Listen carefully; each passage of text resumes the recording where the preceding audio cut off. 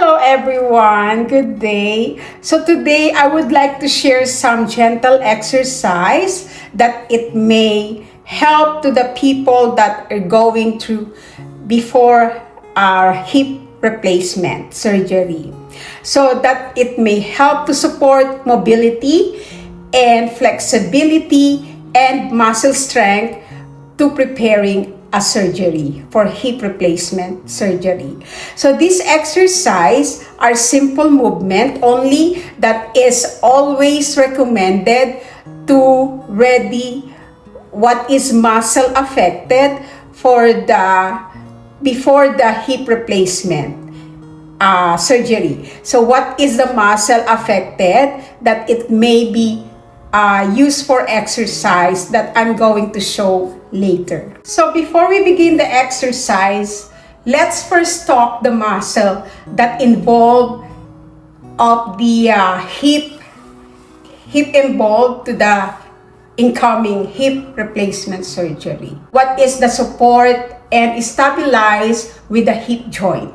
Some of those muscle maybe become weak or tight, are preparing for hip replacement surgery.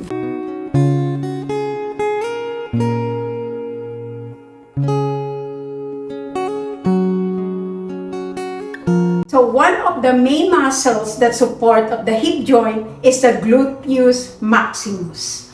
This is the largest muscle of the buttocks around here.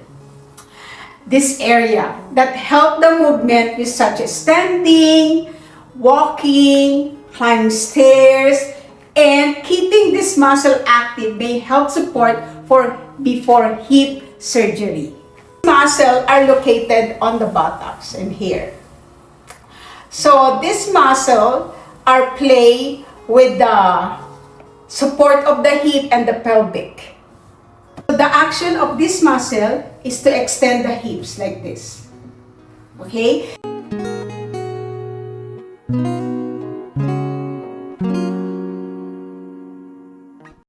So one of the exercise to use the glute is by walking. So for my walking glute activation, real slow simple one. Okay? So every time my foot hit the ground, like this, so I minimize to use the hamstring, right? So I'm gonna take a step to, I'm gonna forcibly to use this, contract my glute, and take another step at like a heel strike. So like contract my glute. So it look like this. Glute, glute, glute, glute, glute, glute, glute. The next exercise is sit to stand. This exercise is to activate your hip and pelvic in your glutes muscle also. So we use the chair here. And you need to sit in the chair with the feet flat on the floor and slowly stand up gently and sit back down. And you can put your arms, your hand like this and like stand up slowly and gently sit and stand up slowly and gently sit. Make sure that your buttocks is not over on the chair. It's just only on the half area on the chair. Then you can use and put your arm together like you embrace yourself and slowly stand up and gently sit back. Slowly stand up, gently sit back. So repeat this movement for 8 to 10 times. The next exercise is also activated for your pelvic and your hip joint. Is the heel raise. So you need to stand up front, behind on this chair, on the back, and hold on the back of the chair to support, okay, for support. So slowly lift up your heels off of the floor so that you are standing on your toes. And hold this position for like a few seconds, and then slowly lower your heel back on the floor and take a deep breath and do it again. Slowly lift your heel off of the floor and slowly lower your heel back down to the floor. Then slowly lift up your heel off the floor and slowly lower heel back down. Make sure you need to do is slowly, not make it fast. So repeat this movement for 8 to 10 times.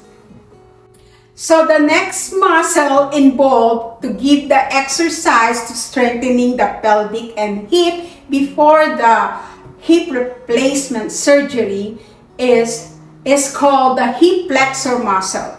So the hip flexor muscle is located at the front of this hip, okay? So the action of this muscle is help to lift the legs and bend the hip, okay? So which is important also for walking. When you're walking, it's like that, okay? So stepping forward and also getting up from the chair. So this exercise is like a seated marching exercise. So make sure that you are sit properly on that chair with your back straight and with your foot, two foot is on the floor. So this is called seated marching. So you need to raise one leg toward your chest slowly and go back and lift up another one slowly. So the more slowly is maintained on your good posture. This exercise is sit on the chair while your back is straight on the chair with your feet flat on the floor. Okay?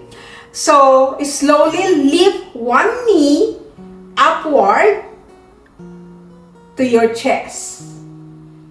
Then gently lower it back down and then repeat the movement with another legs and continue alternating for the legs for 8 to 10 repetition, okay, on each side. So once again, slowly lift one knee towards your chest and then gently lower it back to the floor and go another gently lift up to the next leg and the same repetition movement for 8 to 10 times repetition.